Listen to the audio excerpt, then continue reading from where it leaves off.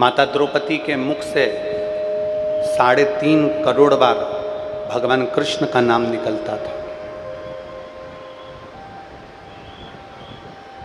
माता द्रौपदी के मुख से 3.5 करोड़ बार भगवान कृष्ण का नाम निकलता था। माना हम माता द्रौपदी जैसी तप साधना नहीं कर सकते, हम प्रहलाद जैसी घोर तपस्या नहीं कर सकते, हम ध्रुव जैसी अखंड तपस्या नहीं कर सकते। पर हम ना तप कर पा रहे हैं, ना साधना कर पा रहे हैं, ना कोई हमारे व्रत भी, हम जितने व्रत करते हैं ना, ये व्रत भी, तुम ये मत सोचो कि बहुत तुम्हारे व्रत भगवान स्वीकार कर रहा है। उस व्रत में ना जाने हम किसको क्या बोल देते हैं, उस व्रत में ना जाने हम किसको क्या शब्द कह देते हैं।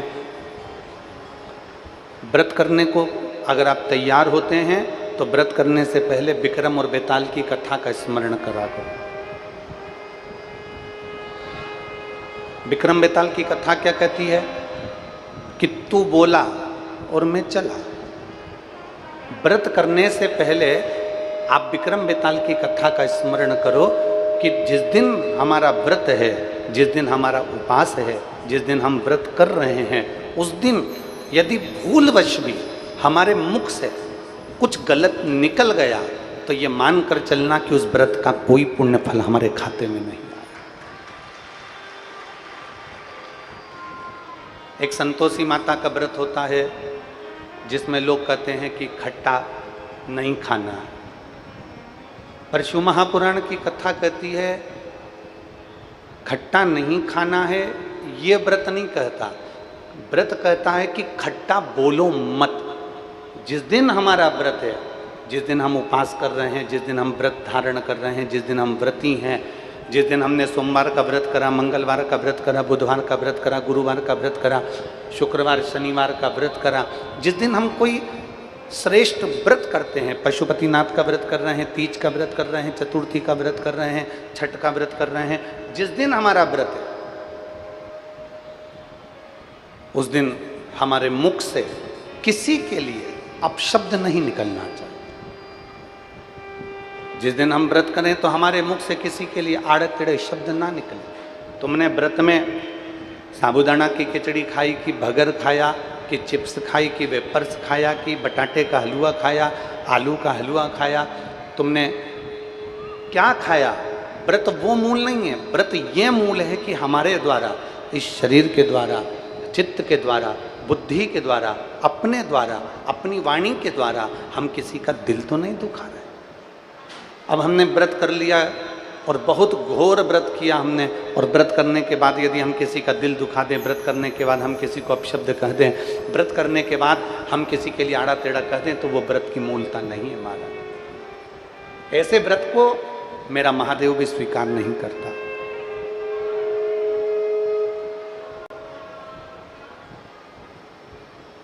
शिव महापुराण की कथा तो यहाँ तक कहती है कि व्रत तुम्हारा अगर कल है तो एक दिन पहले तुम्हारे मन में ये विचार आ जाना चाहिए कि मैं किसी को अपशब्द नहीं कहूँगा, मैं किसी को आड़ा टेढ़ा नहीं बोलूँगा, मैं अपनी वाणी से किसी को चोट नहीं पहुँचाऊँगा। व्रत करो पर व्रत में किसी का दिल ना दुखे। एक तो बड़ी मुश्किल से तो ये मानव का देह मिलता है, और बड़ी मुश्किल से यह मानव का देह प्राप्त हो गया, और उस देह को प्राप्त करने के बाद भी अगर हम छल में, कपट में, बेईमानी में, प्रपंच में अपनी जिंदगी को अगर निकाल रहे हैं तो वो बेकार है। एक बहुत अच्छा दृष्टांत एक शिव महापुराण के अंतर्गत अपने को श्रवण करने को मिलता है।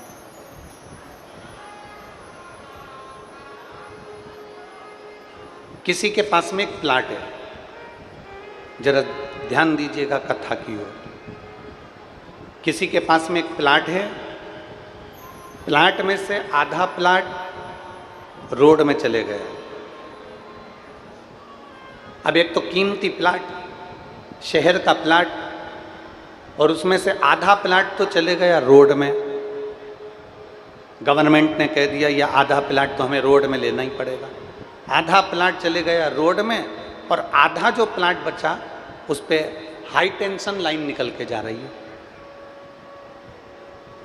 अब जरा विचार करिए, एक प्लाट, आधा प्लाट चले गया रोड में, बचा आधा, आधे प्लाट के ऊपर से हाई टेंशन लाइन निकल कर जा रही है, करंट निकल कर जा रहा है और बहुत पावर की हाई टेंशन लाइन, लाइट निकल कर जा रही है।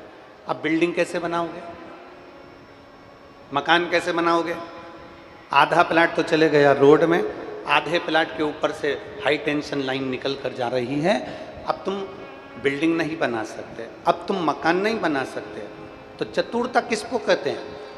आधा प्लाट रोड में चले गया और आधे प्लाट के ऊपर से अगर हाई टेंशन लाइन जा रही है तो एक काम करो कि इस प्लाट को बेचकर दूसरे प्लाट को लेने का प्रयास करो, तो तुम मकान बना सकते हो, तो तुम बिल्डिंग बना सकते हो, वरना तुम बिल्डिंग नहीं बना पाओगे। शिव महापुराण की कथा भी ये कहती है, आधा प्लाट मतलब मनुष्य की जिंदगी का आधा जीवन, 50-60 साल तो बच्चों को परवरिश करने में, बच्चों के विवाह करने में, बच्चों को बड़ा करने में, बच्चों की ज़िंदगी बनाने में, बच्चों की एजुकेशन में, बच्चों के लिए मकान, ज़मीन, जायदाद, गाड़ी, बंगला करने में, बहन बेटियों का मायरा भरने में, शादी ब्याह संबंध करने में, मनुष्य की आधी जिंदगी मतलब आधा प्लाट तो रोड में चले गया, मनुष्य की आधी जिंदगी अपने बच्चों की एजुकेशन में, उसका विवाह करने में, उसकी शादी करने में, परिवार को पालने में, उसकी आधी जिंदगी 60 साल 50 साल की जिंदगी उसकी इसी में निकल गई। अब बची केवल आधी जिंदगी मतलब आधा समय बचा और उस पर भी हाई टेंशन लाइन चल रही है। मतलब 60 साल के बाद हाई टेंशन लाइन का मतलब है कि मृत्यु सिर पर झूल रही है कि कब मौत आ जाए उसका भरोसा नहीं है। जरा विचार करिएगा, जरा विचार करिए। आधा प्लाट तो चले गया रोड पर, आधे प्लाट के ऊपर से निकल गई हाई टेंशन लाइन। अब बिल्डिंग कैसे बनेगी, अब मकान कैसे बनेगा, अब घर कैसे बनेगा? तो शिव महापुराण की कथा भी यही कहती है, आधी जिंदगी परिवार को पालने में निकल गई, आधी जिंदगी परिवार को संभालने में निकल गई, आधी जिंदगी परिवार के लिए काम करते करते निकल गई, बची आधी हाथ धूजने लगे, नेत्रों से दिखाई नहीं देता, कानों से सुनाई नहीं देता, पाँव से चला नहीं जाता, कमर की हड्डी भी बोल गई, शरीर में कमजोरी आ गई। अब कमा कमा कर इतना रख दिया कि आखिरी के जो दिन थे वो कमजोरी, मतलब सिर पर से हाई टेंशन लाइन निकल रही है, मृत्यु तुम्हारे सिर पर झूल रही है। तो शिव महापुराण की कथा कहती है, आधा प्लाट रोड पर चले गया, आधा प्लाट हाई टेंशन लाइन के नीचे आ गया, तो इसको बेचकर दूसरा प्लाट लेने का प्रयास करो। उसी तरह जब आधी जिंदगी निकल जाए और मृत्यु सिर पर झूलने लगे तो भगवान शंकर का नाम लेना प्रारंभ कर दो, भगवान शिव की शरणागति करना प्रारंभ करो।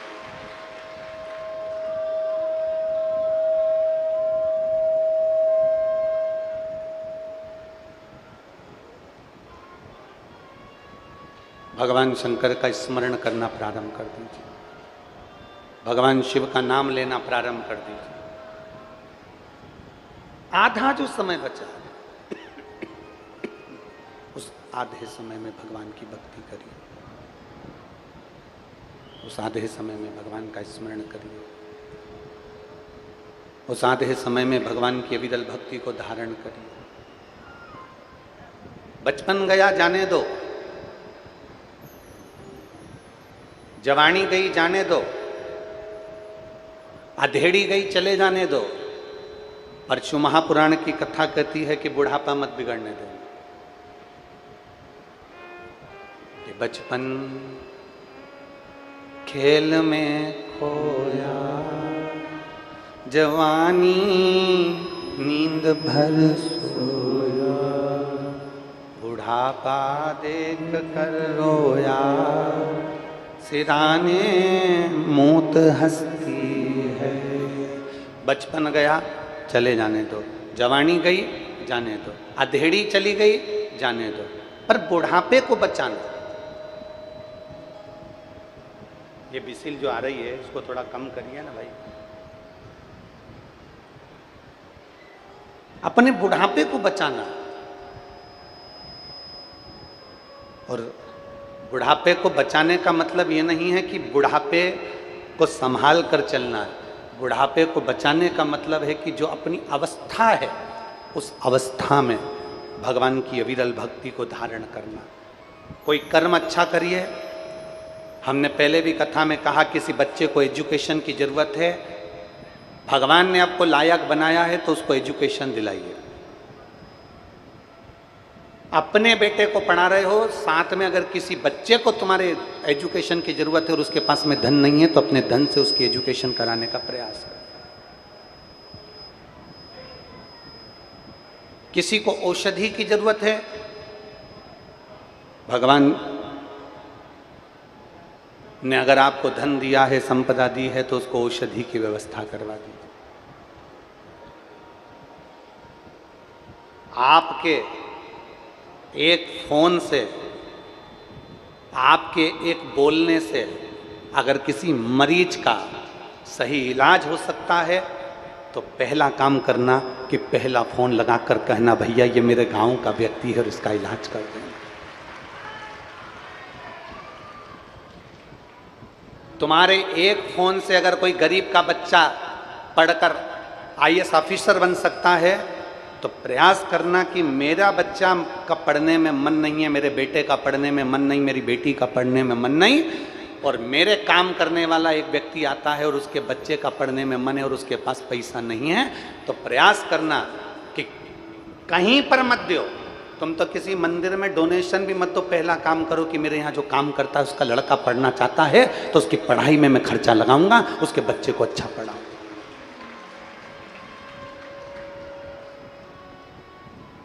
तुम्हारे धन का सदुपयोग तुम खुद कर सकते हो। किसी भूखे को भोजन कराना है, मौका मिल जाए, तुम्हें ऐसा अनुभव हो कि कोई भूखा है तो उसको भोजन कराने का प्रयास करें। कोई प्यासा है उसको पानी पिलाने का प्रयास करें।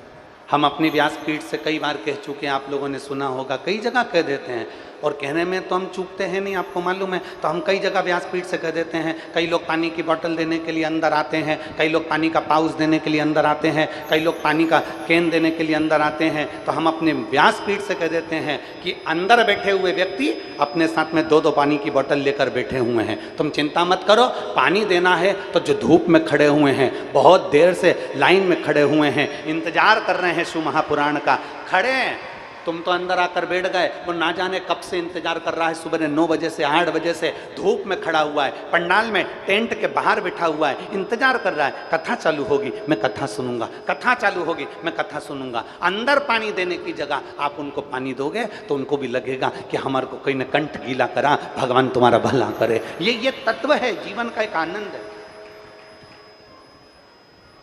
कथा में आने से पहले हम आप लोगों को कहते हैं कि पानी की 2 बाटल साथ में लेकर चलो। बोलो, सुना है कि नहीं सुना? एक छाता साथ में लेकर चलो, बिछाने के लिए साथ में लेकर चलो, ओढ़ने के लिए साथ में लेकर चलो, अपनी व्यवस्था खुद कर चलो, अपनी व्यवस्था खुद कर चलो। और सबसे पहला काम करो, तुम्हारी पड़ोसन को अगर तुम्हारी जरूरत पड़ रही है, तुम्हारी पड़ोसन को तुम्हारे पानी की जरूरत पड़ रही है, तुम्हारी पड़ोसन को कोई धूप में खड़ा है, तुम्हारी चादर की जरूरत पड़ रही है, तो सबसे पहला काम करना, शंकर की कथा का पुण्य फल तुम्हें मिलेगा, सबसे पहले उसको पानी पिलाना जो बगल में आकर चक्कर खाकर नीचे गिर रहा है। किसी को जरूरत पड़ रही है, उस जरूरतमंद व्यक्ति की जरूरत को पूरा करिए।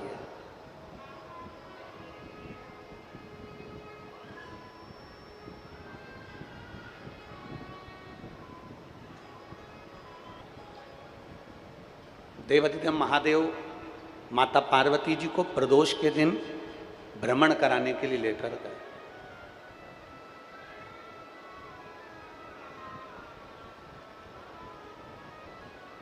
पार्वती जी ने पूछा देवाधिदेव महादेव से, पार्वती जी ने पूछा भगवान शिव से, आज हम कहां जा रहे हैं? भगवान देवाधिदेव महादेव ने कहा, पार्वती आज प्रदोष है, चलो आप और हम आज भ्रमण कर आते हैं। हमने पहले भी कथा में कहा, केवल एक प्रदोष का दिन ऐसा होता है जिस दिन मेरे देवाधिदेव महादेव माता पार्वती जी के साथ में सुबह से लेकर मध्य रात्रि तक मेरे देव अधिदेव महादेव, प्रदोष काल तक मेरे शंकर, प्रदोष के समय तक मेरे देव अधिदेव महादेव अपने भक्तों का कल्याण करने के लिए उनके दरवाजे तक पहुंचते हैं। केवल एक प्रदोष,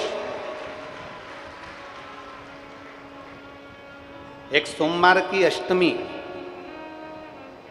एक सोमवार की अष्टमी का दिन ऐसा होता है जिस दिन भगवान देवाधिदेव महादेव 64 योगिनियों के साथ में, माता पार्वती जी के साथ में, देवियों के साथ में अपने भक्तों का कल्याण करने जाते हैं।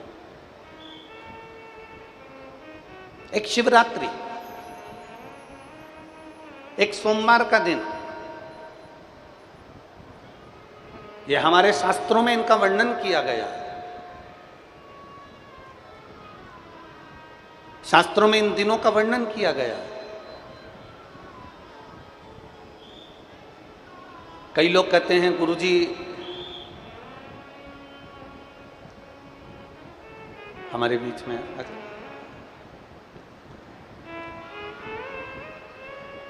स्वामी जी श्री राजीव लोचन महाराज जी पधारे हैं। एक बार जोरदार ताली बजाकर उनका स्वागत, वंदन, अभिनंदन।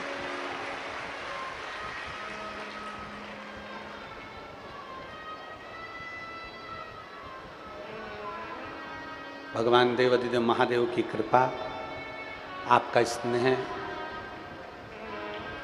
गौ माता के प्रति आपका समर्पण संपूर्ण भारत देश के लिए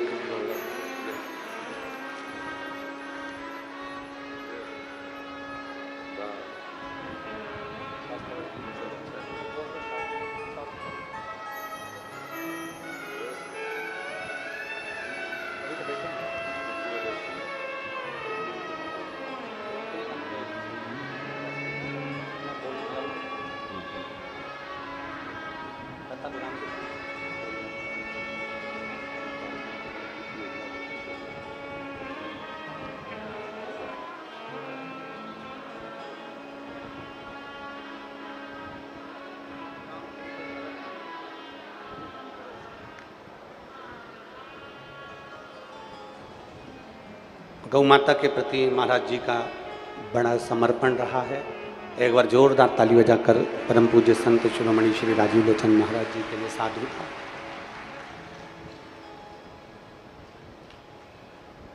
हमारे शास्त्रों में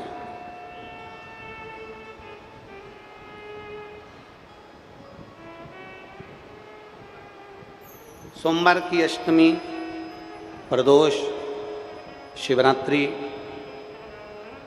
सोमवार, इन व्रतों का बड़ा महत्व कहा है, बड़ा महत्व।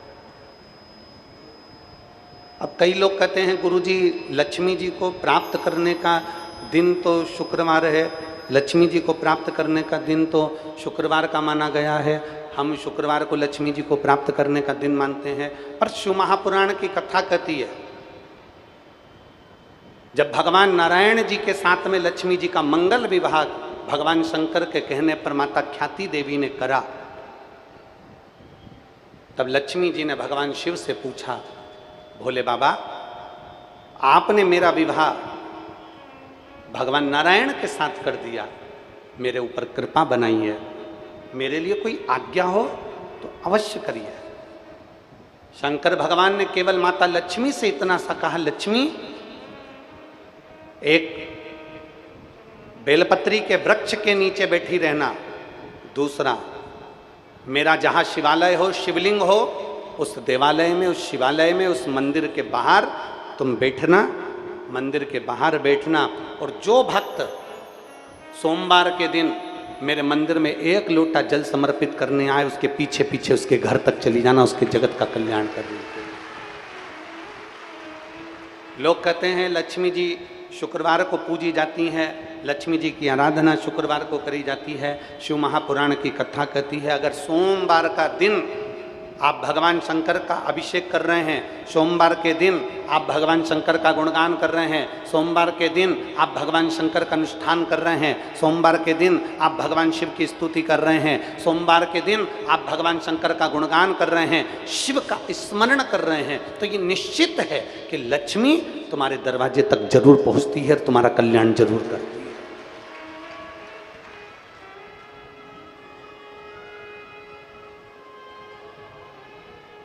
भगवान देवादिदेव महादेव ने माता पार्वती जी से कहा चलो भ्रमण के लिए चलते हैं। प्रदोष का दिन था, प्रदोष का दिन।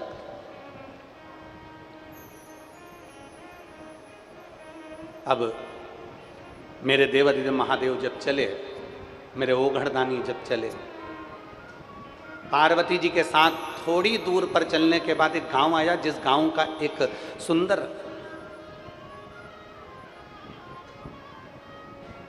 एक शिव भक्त था जिसका नाम रहनु था। शिव जी का एक भक्त जिसका नाम रहनु था। रहनु भगवान देवादिदेव महादेव के मंदिर में सफाई करना, शिव जी के मंदिर को साफ करना, शंकर जी के मंदिर में एक लोटा जल समर्पित करना और शिव के मंदिर को प्रकाशित करना।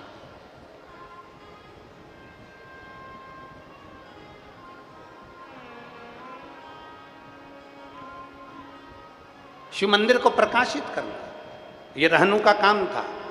रोज भगवान शंकर के मंदिर में जाता, भगवान शंकर का गुणगान करता, शिव की स्तुति करते करते शिवालय में जाता, भगवान शंकर का नाम लेता रहता। उसके पास में कोई काम नहीं, केवल अपना भरण पोषण करने के लिए मजदूरी करना और मजदूरी करते करते शिव का नाम का उच्चारण करना। श्री शिवाय, भगवान शंकर के नाम का उच्चारण करते रहना। शिवाय शिवाय शिवाय शिवाय शिवाय, शंकर के मूल बिंदु की पूजन कर।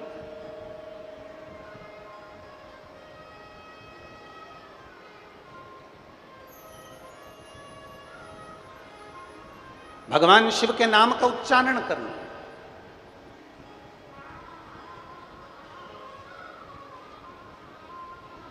शिव शिव शिव, बाबा बाबा बाबा, शंभु शंभु शंभु, हर हर महादेव, उच्चारण करते रहे।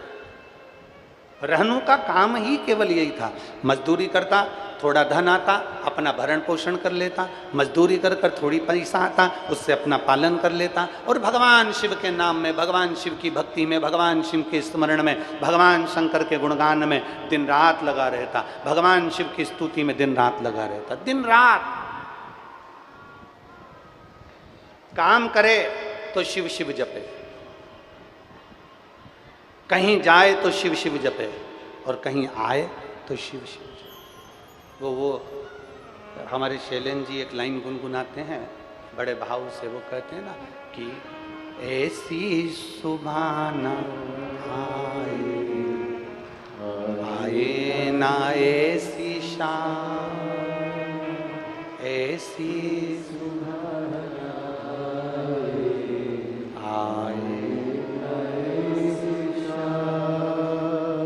जिस दिन जुबां पे मेरी, जिस दिन जुबां पे मेरी आए ना शिव का नाम, ऐसी सुहाना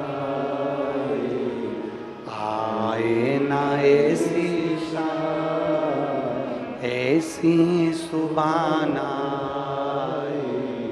आए ना ऐसी शाम। जिस दिन जुबां पे मेरी, जिस दिन जुबां पे मेरी आए ना शिव का नाम, ऐसी सुहाना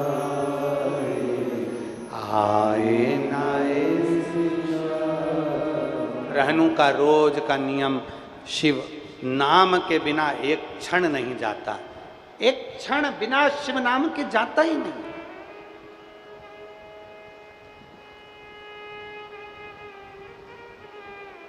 आप में भी कई माताएं, कई भाई, कई मेरी जीजियां, कई मेरे जीजा, कई मेरी बेटियां, कई मेरे बेटा, कई माताएं, कई भाई इस पूरे पंडाल में और कई आस्था चैनल पर श्रवण कर रहे हैं, कई फेसबुक यूट्यूब पर सुन रहे हैं, इन पूरे स्थानों पर जितने बैठे हैं आप में से कई ऐसे होंगे जिनकी घट की जिब्या में भी, जिनके हृदय में भी राम नाम, कृष्ण नाम, शिव नाम चलता ही रहता है। घट की जिब्या में कहीं ना कहीं भगवान का नाम चलता ही रहता है, जप रहे हैं।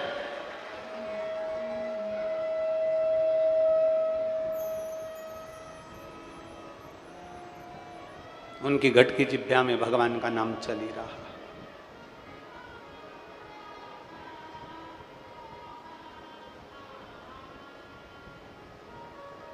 शिव पुराण कहती है रहनु की घट जिब्या में भगवान का नाम चल रहा था।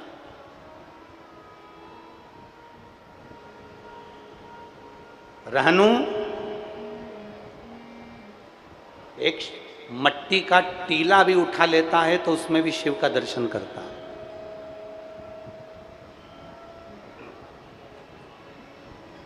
दुनिया में कई लोग ऐसे हैं, दुनिया में कई लोग ऐसे हैं जिनको भगवान भी पत्थर नजर आता है, और दुनिया में कई लोग ऐसे हैं जिनको कंकर में भी शंकर नजर आता है। बोल बम का नारा है, आज जम के बोलो जरा, बोल बम का नारा है। दुनिया में कई लोग ऐसे हैं जिनको भगवान में भी पत्थर नजर आ रहा है। ये तो पत्थर की मूर्ति है, ये तो पाषाण की मूर्ति है, ये तो लोहे की मूर्ति है, ये तो चांदी की मूर्ति है, ये तो सोने की मूर्ति है, ये तो लकड़ी की मूर्ति है। दुनिया में कई लोग ऐसे हैं जिनको भगवान में पत्थर नजर आ रहा है, और जब से दुनिया के लोगों ने शिव महापुराण को समझा है तब से दुनिया के लोगों को एक कंकर में भी शंकर नजर आता है, कि कंकर में भी शंकर है। कंकर में भी शंकर का प्रतिबिंब दिखता है, कंकर में भी शिव का एक प्रतिबिंब दिखता है, एक बिंदु में भी शंकर का प्रतिबिंब दिखता है।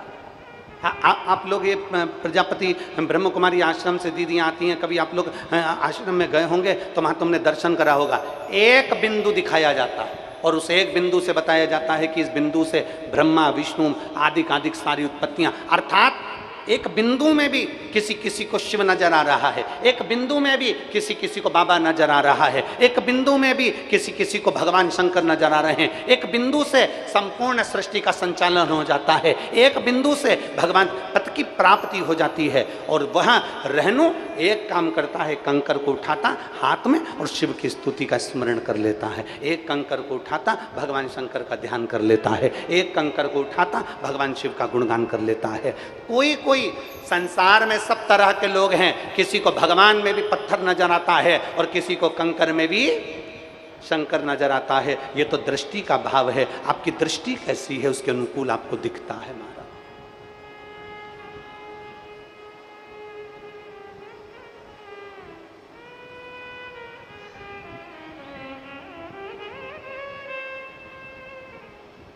पांव की पायल की डिब्बी, डिब्बी में रखी है पायल। मेरी जीजियों के लिए बहुत अच्छा प्रश्न है, जरा उत्तर दीजिएगा, मैं आपसे पूछूं। तुम्हारे पांव की पायल की डिब्बी, तुम्हारे पांव में पहनने वाले बिछुड़ी की डिब्बी, तुम्हारे कान के कुंडल की डिब्बी,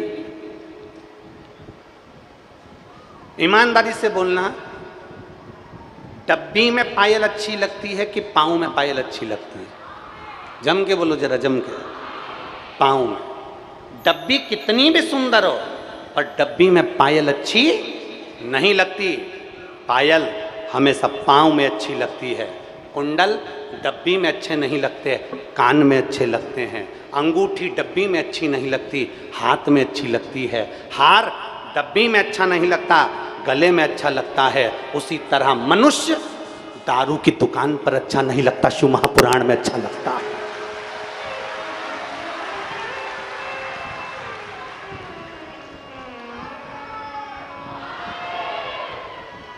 पायल डब्बी में अच्छी नहीं लगती, पांव में अच्छी लगती है। बिछुड़ी पांव में अच्छी लगती है, डब्बी में अच्छी नहीं लगती।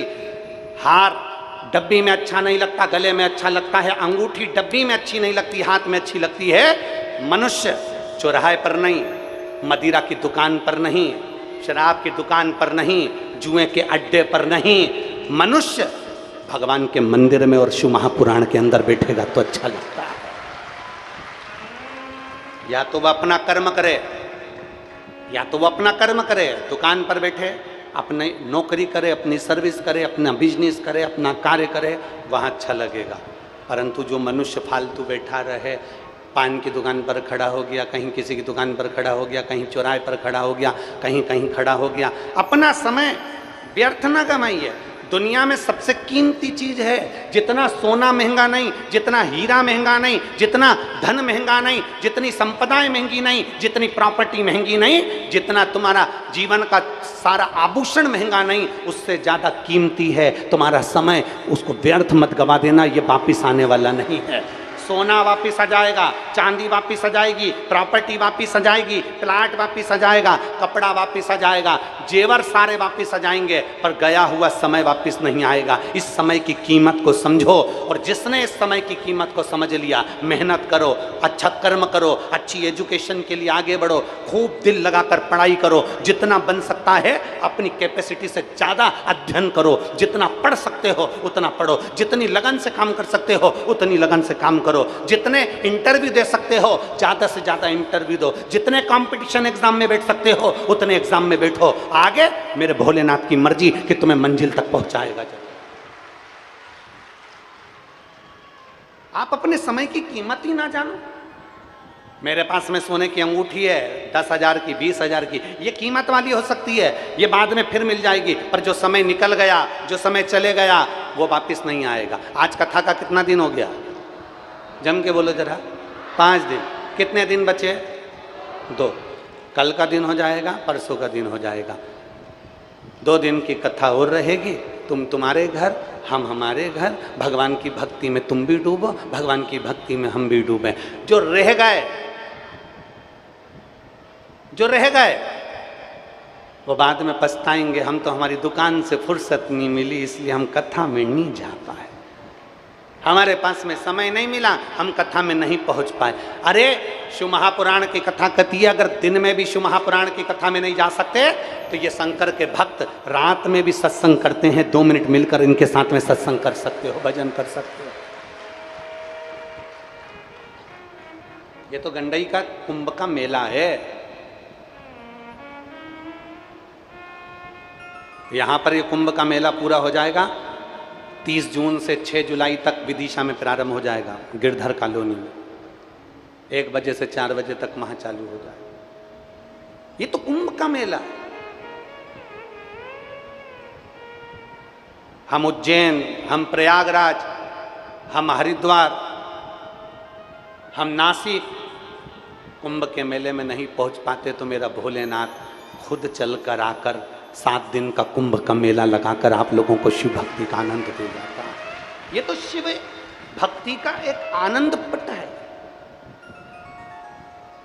अपने समय की कीमत को पहचानो, अपने समय की। ये गया फिर वापिस नहीं आने वाला। और ऐसी सुभाना आए ना ऐसी सुभाना आए ना ऐसी जिस दिन जुबां पे मेरी, जिस दिन जुबां पे मेरी आए ना शिव का नाम, ऐसी सुभाना आए ना ऐसी। रहनु एक कंकर को हाथ में रखकर उसकी पूजन कर लेता और समझ जाता कि ये मेरा ओघड़दानी, मेरा शंभू, मेरा त्रिकालदर्शी है। कितना विचित्र संसार है। कोई भगवान को मंदिर में ढूंढ रहा है, कोई भगवान को तीर्थ में ढूंढ रहा है, कोई भगवान को वैकुंठ में ढूंढने का प्रयास कर रहा है, परशु महापुराण की कथा कहती है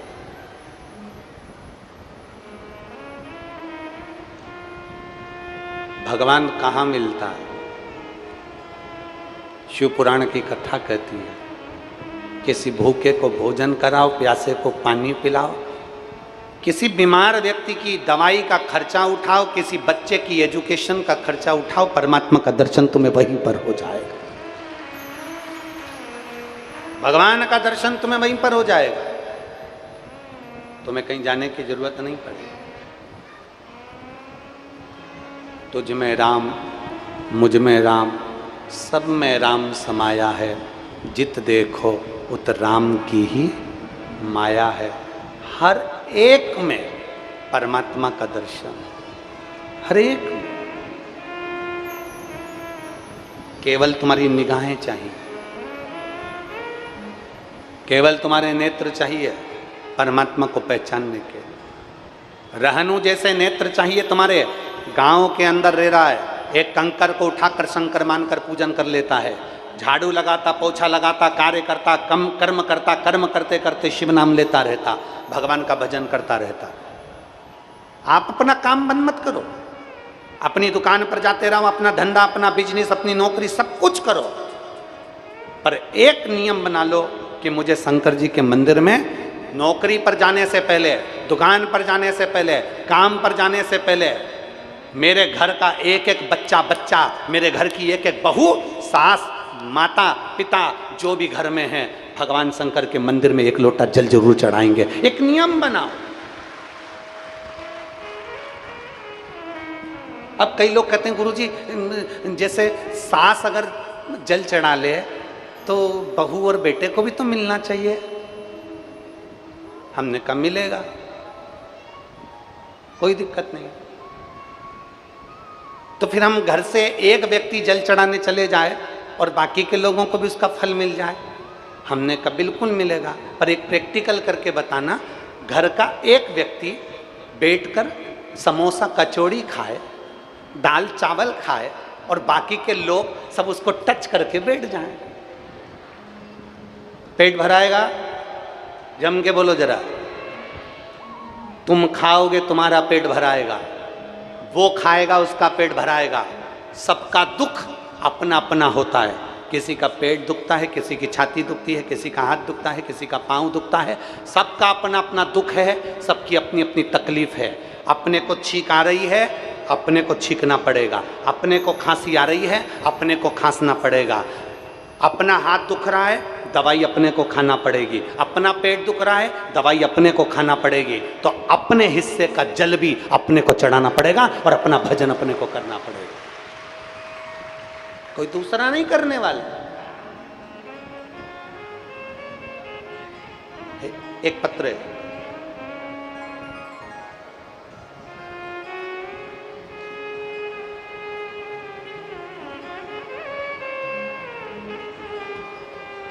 एक बात है, छत्तीसगढ़ वालों के हाथ में भगवान ने हुनर तो बहुत दिया है। कितना सुंदर डिजाइन बनाया है। बहुत बहुत साधु का आपको, बहुत सुंदर। सबले बढ़िया छत्तीसगढ़िया।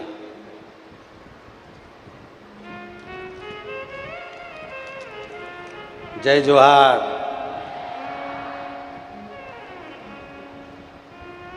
रुक्मणी हुकुम चंदन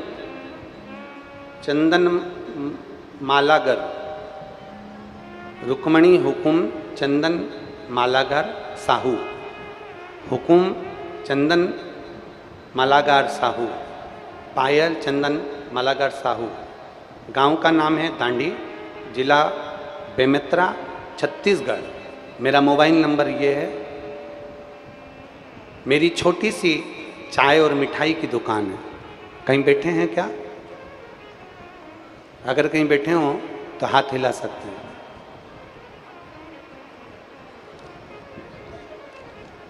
अगर कहीं बैठे हो तो हाथ हिला सकते हैं। बच्चे का फोटो देखिए जिसका फोटो लगाया गया। आए हैं? आए हों तो अपने बच्चे को लेकर व्यासपीठ के पास में आ सकते हैं। पहले बच्चे का फोटो देखो एलईडी पर, आस्था चैनल पर। जिसका उन्होंने फोटो लगाया। हमारा छोटा सा परिवार था गुरुजी।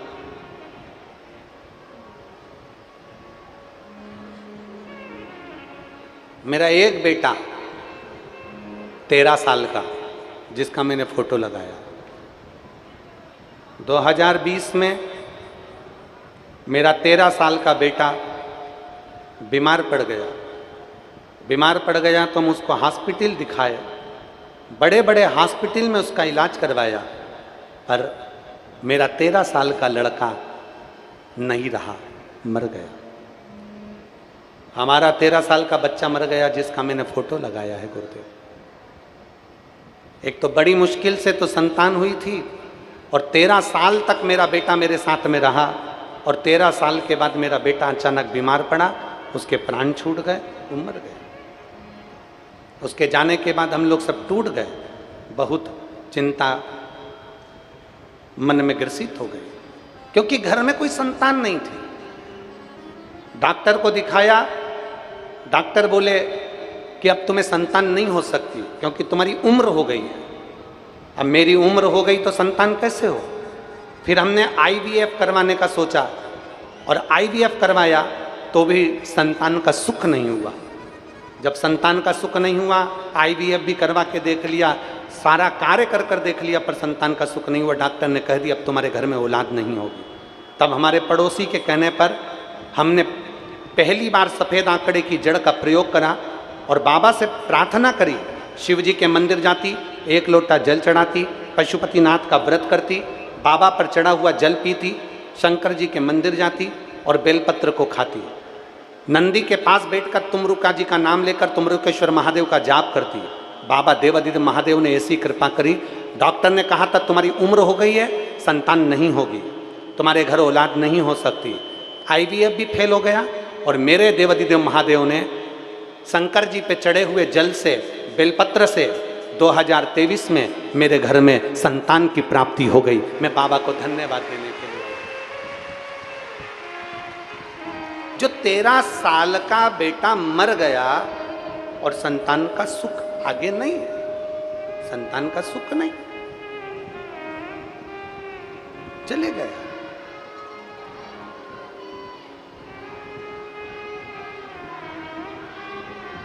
एक विश्वास, एक भरोसा, एक दृढ़ता, एक लगन जब व्यक्ति के भीतर होती है तो परमात्मा का दर्शन जरूर होता है। अभी हमने कथा में कहा,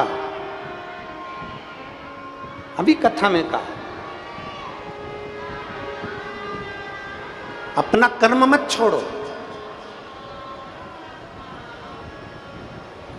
अपने कर्म को करते रहो, और जितना जितना कर्म करते रहोगे उतना उतना परमात्मा के नजदीक जाते चले जाओ।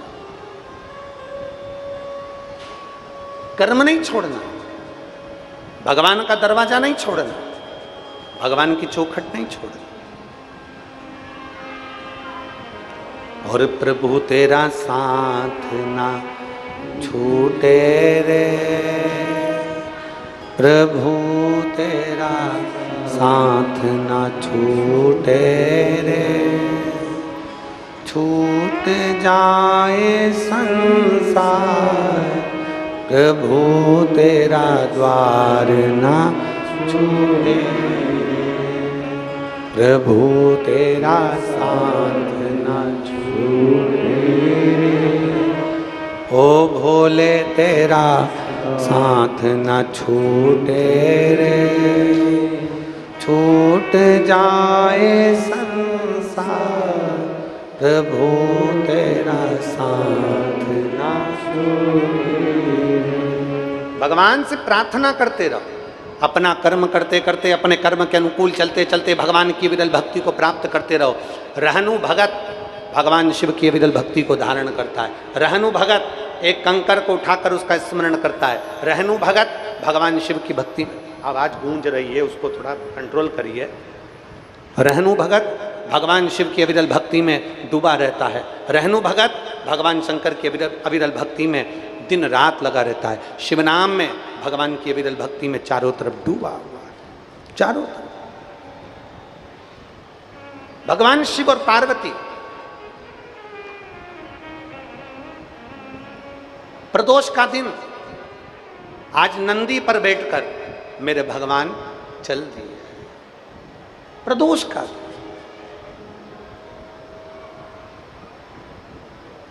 और महाराज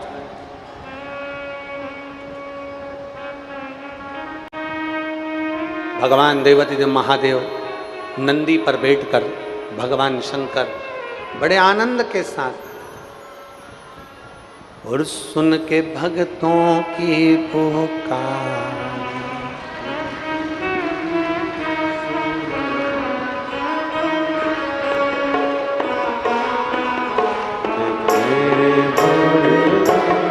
सुन के भक्तों की पुकार होके नंदी पे सवार काशी नगरी से आए मेरे भोलेनाथ। सुन के भक्तों की पुकार होके नंदी पे सवार काशी नगरी से आए मेरे भोलेनाथ।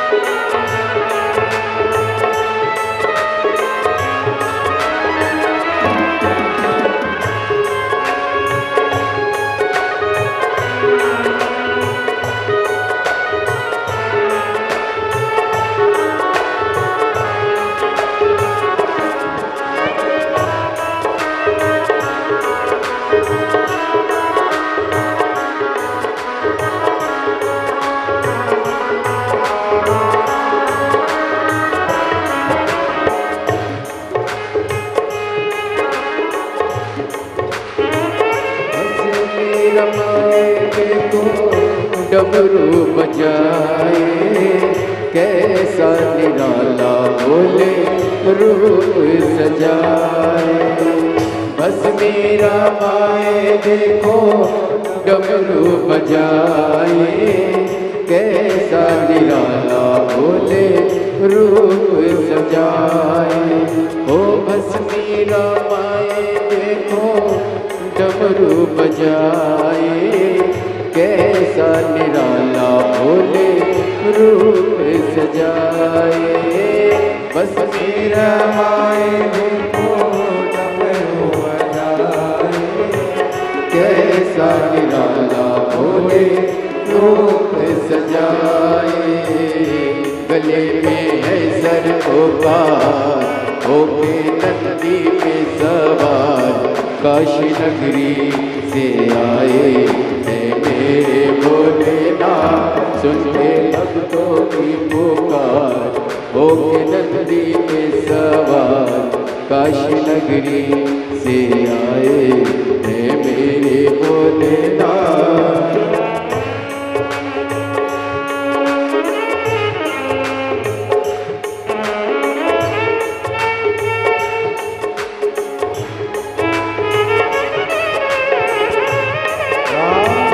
ये 13 वर्ष का जो बालक चले गया था उसके बाद में डॉक्टरों ने मना कर दिया था कि उम्र के अनुसार संतान नहीं होगी और देवाधिदेव महादेव की कृपा से ये संतान हुई। एक बार जोरदार ताली बजा शंभो।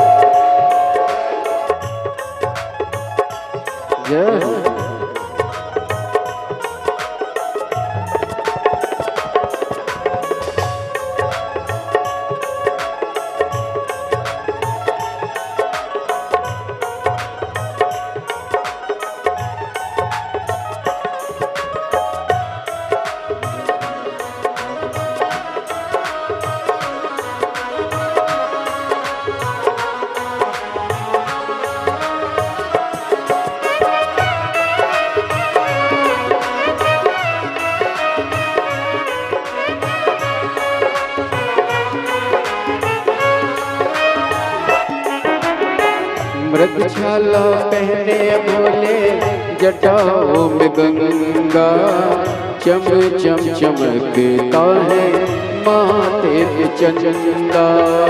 मृगशाला पहने भोले जटाओं में गंगा, चम चम चमकता है माथे पे चंदा। मृगशाला पहने भोले जटाओं में गंगा, चम चम चमकता है माथे पे चंदा। मृगशाला पहने भोले जटाओं में गंगा, चम चम चमकता है माथे पे चंदा। गौरा मैया करे सिंगार होके नंदी पे सवार, काशी नगरी से आए है मेरे भोलेनाथ। मुख नंदी पे सवार सुन के भक्तों की पुकार, काशी नगरी से आए है मेरे भोलेनाथ।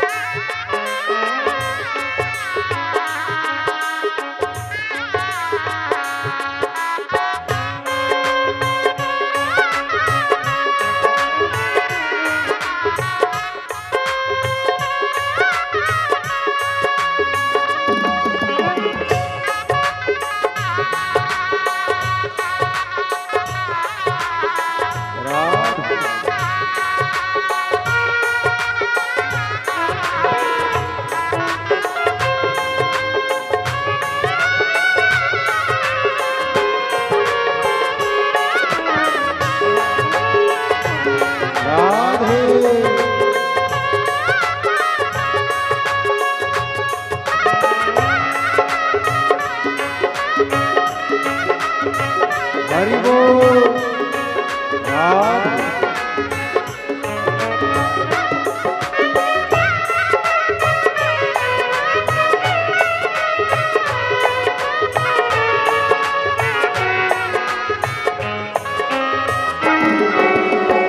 देवों के देव इनकी महिमा महान, बड़े भाव से भोले भक्तों के ये तो भोले भगवान है। देवों के देव इनकी महिमा महान है, भोले भक्तों के ये तो भोले भगवान है। करने भक्तों का उद्धार होके नंदी पे सवार, काशी नगरी से आए हैं मेरे भोलेनाथ।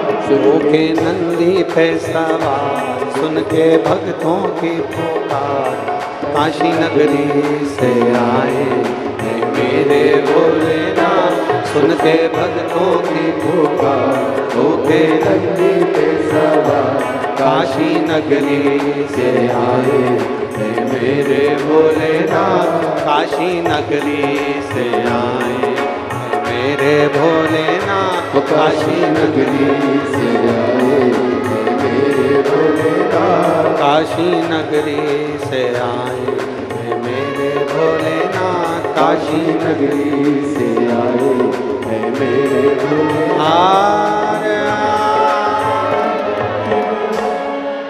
अपने स्थान पर बैठकर भगवान शिव जी से अपने मन की बात कहें। भगवान देवदेव महादेव से भाव से दिल से बाबा से प्रार्थना करिए, दिल से निवेदन करिए। भगवान देवदेव महादेव से जहाँ जगह मिले वहाँ बैठकर भगवान शंकर से अपने मन की बात दिल से बाबा से प्रार्थना करिए, भाव से विनय करिए।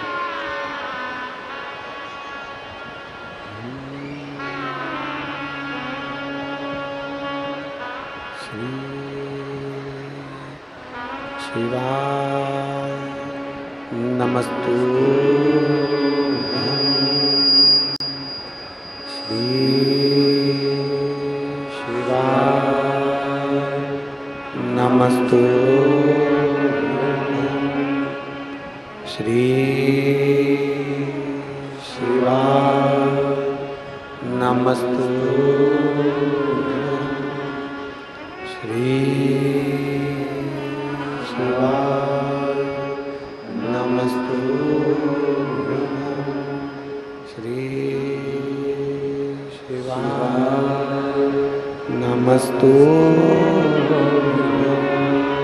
भोला सब दुख काटो भाला, ओ भोला सब दुख काटो भाला।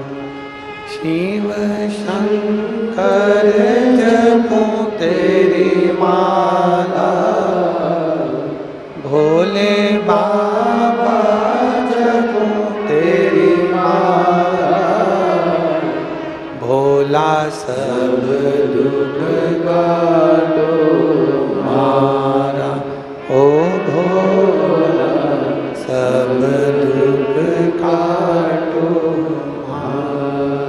वेश है मंगल मंगलकारी,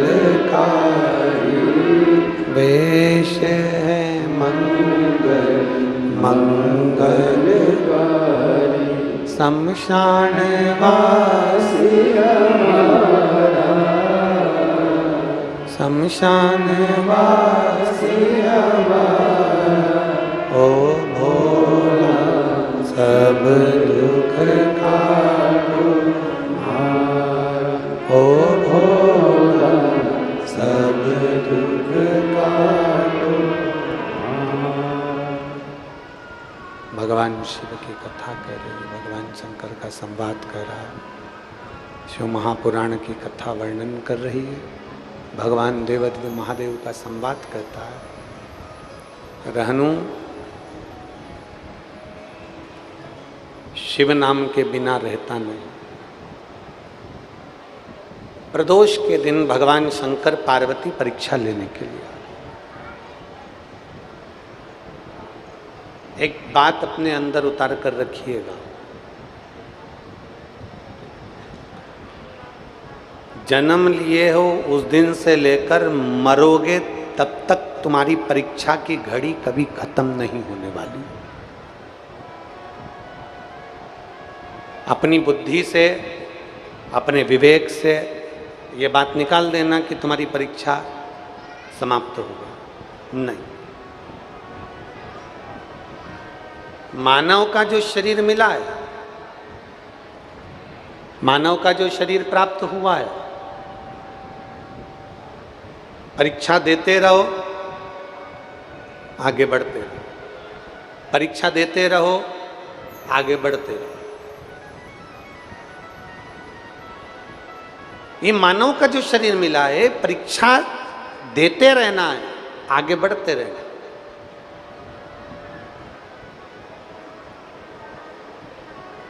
अपनी मेहनत में कमी नहीं लाना, अपने संघर्ष में कमी नहीं लाना, अपने कर्म में कमी नहीं लाना, बढ़ते।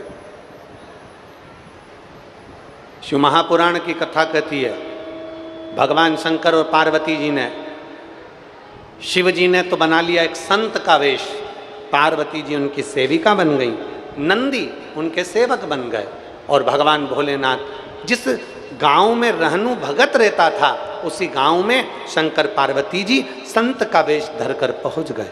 और संत का वेश धरकर पहुंचे, उन्होंने एक सुंदर सी झोपड़ी बना ली, कुटिया बना ली, और उस कुटिया में शंकर पार्वती नंदी सब रहने लगे। अब देखिए,